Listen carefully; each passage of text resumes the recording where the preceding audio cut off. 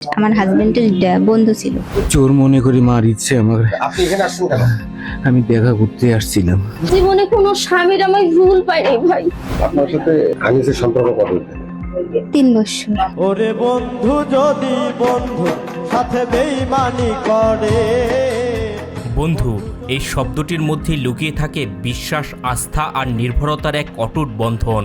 রক্তের সম্পর্ক না হলেও অনেক সময় একজন বন্ধুকেই মানুষ নিজের সবচেয়ে কাছের মানুষ মনে করে।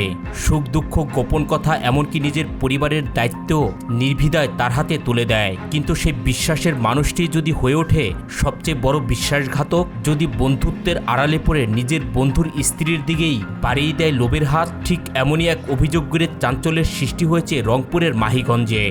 এই মেয়ে, বেয়াদবের বাচ্চা বেয়াদব, আমি দেখলে তোরা কি করবি? ফোন লুকাইস। তোর মা সাবধান করতে বলিস, লজ্জা লাগে না? হোসেনের খায়া কেমন, যেই বাপের খাইস তোরা, সেই বাপের খায় আরেকজনের সাথে সব ইয়ে করিস, ভাই ভাই করে ডাকিস। তার ভাগ্যে এই এই পুতুল কামটা তুই দিলি না? আমি অনেক বুঝাইছি। কি বুঝাছিস তুই? কি বুঝাছিস? একটা ছেলের সাথে যদি একটা মেয়ে না নাচে তাহলে ওই ছেলেটা বলতে পারবে? আপনারা কোন? জানা যায় পাশাপাশি বাড়িতে বসবাস এবং দীর্ঘদিনের বন্ধুত্বের কারণে হোসেনের বাড়িতে প্রায় যাতায়াত করতেন তার বন্ধু আনিস।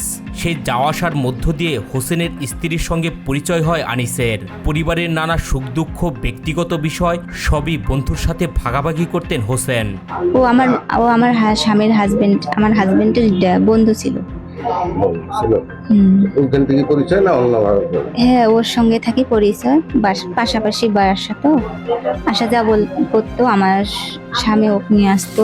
আমার স্বামী সবসময় কথাবার্তা, বাসা আনে, চা নাস্তা খাওয়া করতে করতে ও আমারে ভালো লাগছে। পরে ফেসবুকে আমারে একদিন বললে সব, আর আমার স্বামী সবসময় ওর সঙ্গে ওঠা বসতে, সংসারে অশান্তি লাগলে সব কথাই ওকে শেয়ার করতো।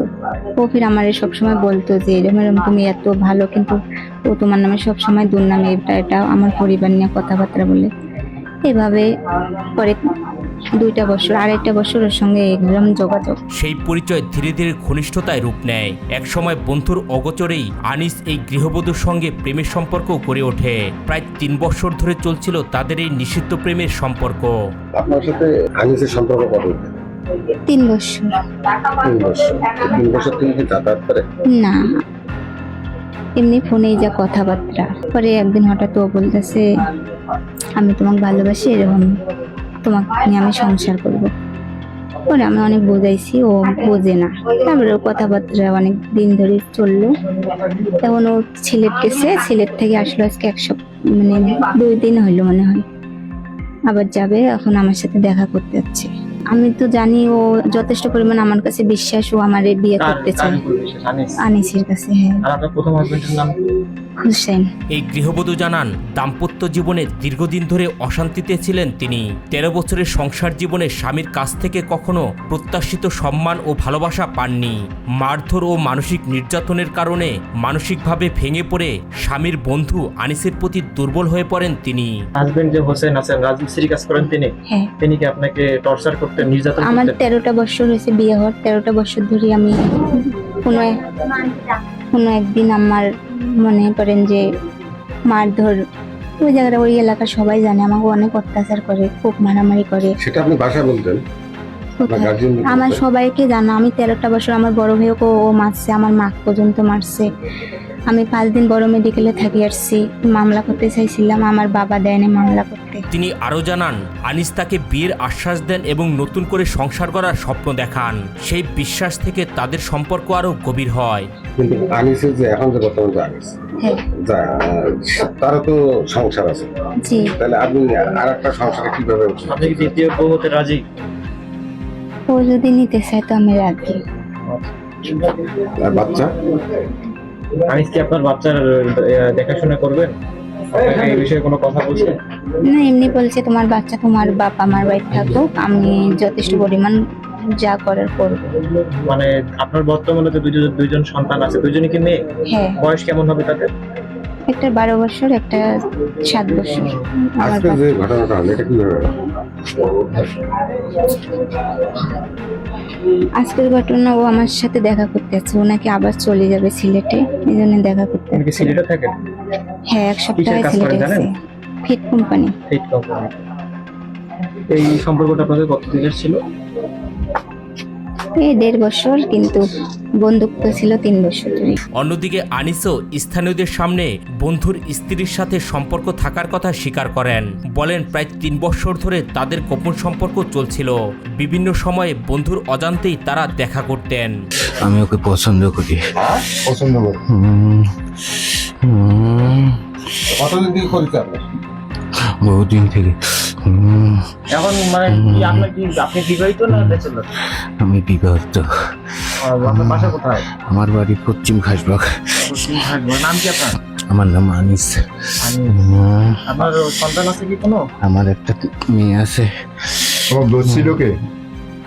আমি ওনাকে চিনি না। যে ধরছে তাকে চেনেন না? না। ঘটনার দিনও তিনি বন্ধুর স্ত্রীর সাথে দেখা করতে গিয়েছিলেন বলে দাবি করেন। তবে স্থানীয় লোকজন তাকে চোর সন্দেহ করে আটক করে মারধর করা হয় বলে দাবি তার। আপনাকে মারছে? হ্যাঁ, আমার কেন বুকে কেন বুকে মারছে? লাথি মারছে। কেন মারছে? আপনাকে মারছে কেন? চোর কেন মারছে? চোর মনে করে মারিচ্ছে আমাকে। আপনি এখানে আসছেন কেন? আমি দেখা করতে আসছিলাম। এদিকে আনিসের স্ত্রী দাবি করেন পাশাপাশি বাড়ি হওয়ার সুযোগেই তার স্বামী এই সম্পর্কে জড়িয়ে পড়েন।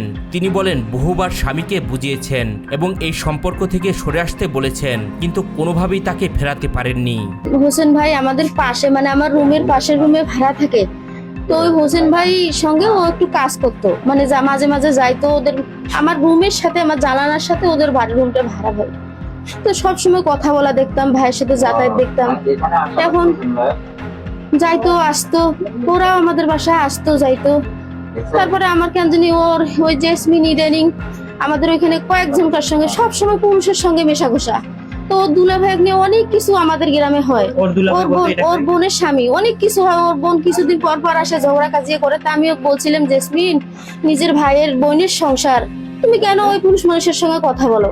তারপর বাদ ইদানিং মানে এই অন্য যে কোনো পুরুষের সঙ্গে ওর খুব বন্ধুত্ব, খুব মিল।